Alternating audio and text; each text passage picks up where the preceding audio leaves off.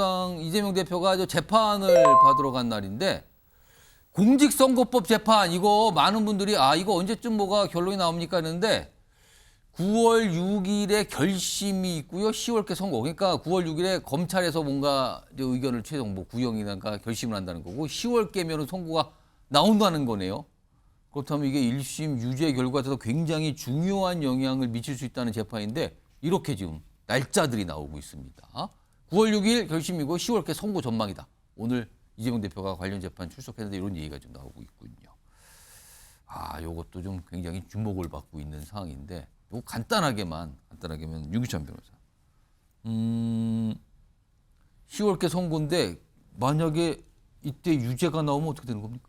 그러니까 유죄가 나올지 무죄가 나올지 모르겠지만 예, 모릅니다. 유죄 중에서도 이제 100만 원 이상의 형이 선고법은 100만 원 이상이 되면 이제 문제가 커지는 거죠, 그렇죠. 이제. 100만 원 이상의 형이 선고되면 이제 당선이 무효가 되면서 피선거권이 없어지는 건 물론 이제 확정이 돼야 되지만 없어지는 것도 문제지만 민주당에서 선거 보전금을 다시 또 반환해야 돼요. 그 선거 400억 정도 됩니다. 대선을 말하는 거죠, 그러면. 그렇죠. 400억 정도의 반환을 하게 되면 또 민주당이 이재명 대표에게 또 구상권 청구할 가능성이 물론 지금 저 없다는 10월은 1심입니다. 1심. 그런데 저것이 이제 확정되면 물론 얘기가 커지지만 저 1심이 나오게 되면요. 당심이 흔들릴 수가 있어요.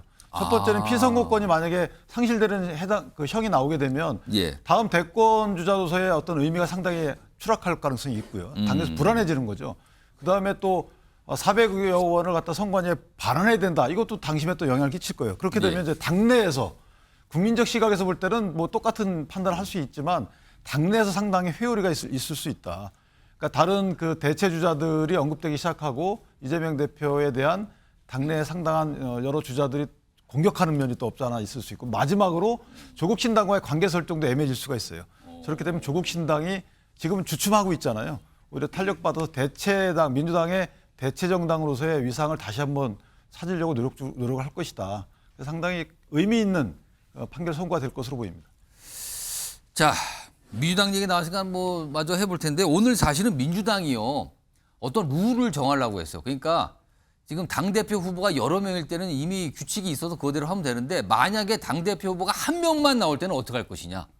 이게 규정이 없었대요. 그래서 오늘 정하기는 원래 찬반 투표를 하든가 아니면 아예 추대를 할까 이걸 정하려고 했는데 오늘 못 정했답니다.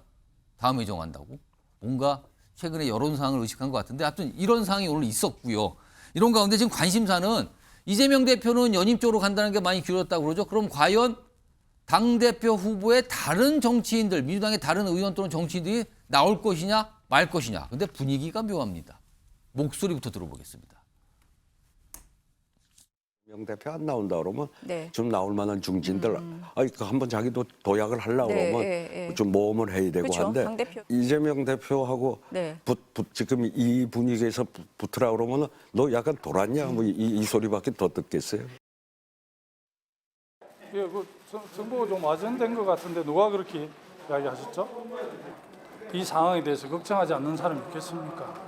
그런 차원에서 정보도 공유하고 있고 여러 가지 이야기는 듣고 있습니다만 결심한 바는 없습니다. 아직. 초대한다고 해서 당내에서 많은 분들이 걱정은 하고 계시고요. 당대표를 초대하는 건 아니지 않나요? 김두가 의원께서 뭔가 말씀하는데 약간 자신은 많지 않은 것 같아요. 추대하는 건 아니지 않나요? 하는데 더 얘기를 안 하시네요. 화면 하나 보겠습니다. 지금 이인영 의원 얘기가 좀 있었어요. 당대표 출마할 거라고. 근데 최근에 이런 다른 분이 그런 얘기를 하니까 내가 뭘 입장을 밝히나 최재성에 가서 물어봐라. 왜 거기 내 얘기하고 다니던데 뭐 약간 이런 분위기였어요. 그리고 찬반이 있었어요. 출마에 대해서 이인영 의원의 찬반. 찬성하신 분은 이렇게 얘기했대요. 형 이러려고 오설했나? 그러니까 당대표도 안 하고 뭐 하려는 겁니까? 이번에 안 나가면 869로 붕괴해요. 근데 출마 반대 의견은 이거 자칫 잘못하면 개딸 집중 공격받고 정치적으로 소모한대요. 이재명 쪽이 원하는 건 들러리인데 들러리 쓰실래요? 이런 반응 나온답니다. 김진욱 전 대변인. 이재명 대표가 아닌 다른 당대표 후보 등장할까요? 안 할까요? 뭐 결론부터 말씀드리면은 전 등장하기 어렵다. 지금 분위기에서는? 이번에는 왜냐하면 지금 이재명 대표를 중심으로 해서 이번 총선에서 압도적인 승리를 거뒀고 예. 또 지금 이재명 대표 체제가 사실 굉장히 강권하게 만들어져 가고 있는 이 상황 속에서 다른 사람들이 출마의 가능성 사실 이렇게 쉽게 찾기는 어렵고요. 예전에 이인영 대표 같은 경우, 이인영 그 전 원내대표 지금 의원이신데 이인영 대표도 이 대표에 출마한 적이 있었어요. 한 2010년도 선거 때도 출마한 적도 있었고, 그러나 당선을 목표로 하지 않고 출마만을 목표로 하는 상황은 아닐 것이다. 예. 지금 뭐 김두관 의원도 그 당내에 걱정이 많다 이렇게 하시는데, 당내에 걱정이 많은 것과 당내에서 그 걱정을 가지고 출마를 할 수 있는 사람을 찾는 거, 이건 좀 다른 문제이기 때문에 사실 지금까지는 쉽지 않아 보인다라는 생각을 갖고 있습니다. 자, 알겠습니다. 뭐 정치권 소식 다뤄봤고요. 다음은 최근에 이제 주목을 받고 있는 사회 현상 여러 가지 내용 좀 다뤄볼 텐데요. 우선 영상으로 내용을 좀 만나보겠습니다.